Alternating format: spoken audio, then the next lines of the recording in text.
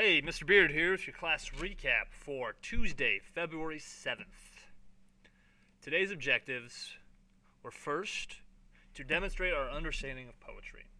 We've spent weeks on a poetry unit. Now is our opportunity to show what we know and display what we have created. Our second objective is to use technology to showcase our achievement. Remember, we are turning our portfolios in via Dropbox. We're using technology to show off our skills. The first thing we did was a bell ringer over daily language. Today is Charles Dickens' 200th birthday, and to celebrate that, we had a little paragraph concerning Dickens, and you needed to correct that. So, if you're not here, go ahead, take a second, pause this video, and make the necessary corrections. This yellow here shows that this is a dependent clause. Anytime you start a sentence with a dependent clause, and we know it's dependent because of the orange subordinating conjunction, anytime you begin a sentence with this, you need to separate it off with a comma, which we did here. And the rest are mostly capitalization fixes, a quick fix of a title.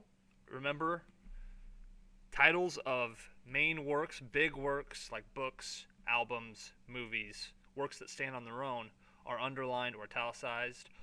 Shorter works like short stories, songs, poems, something that would be contained in a larger work get put in quotations. So make sure you get that. Even if you're absent, you're going to need to be responsible for writing that down. After the bell ringer, we moved on to attaching our rubric to our poetry portfolios. If you go to our class website, click on Poetry Rubric right here under Homework Assignments. There will be a rubric that you can download.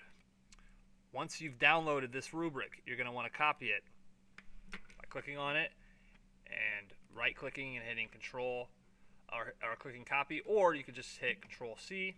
Then in your poetry portfolio, let's pretend this is my poetry portfolio. You're going to go under each poem and hit Control V or right-click and hit Insert. And you're going to insert this rubric. Because what's going to happen is when I grade these, I'm just going to go through and say, this poem falls in this category. I think contains a few creative details and descriptions, yada yada. So I'll go ahead and highlight that, and that's how I'll grade them. So which way they fall into, which category. So remember, to attach poetry portfolio rubrics, class websites, assignments, poetry rubric, and download the attachment. Then you will re-upload it to Dropbox.com. So you go to Dropbox.com, click on the folder. So let's say I wanted to upload it to basketball, and then upload. So that's how we attached our rubrics to our poetry portfolios. After that, we had some work time. Gave students a chance to go ahead and put those rubrics in there and then re-upload them to Dropbox. And then after work time, we went around and evaluated poems on the board. So students got to submit one poem from their poetry portfolio that they thought was the best poem they'd made, and they want to show it off, and they may win an award from the student body and be recognized for their amazing writing talent. So we put those poems on the board, like you can see here, and anonymously gave them a number, and then unanimously voted on the winner.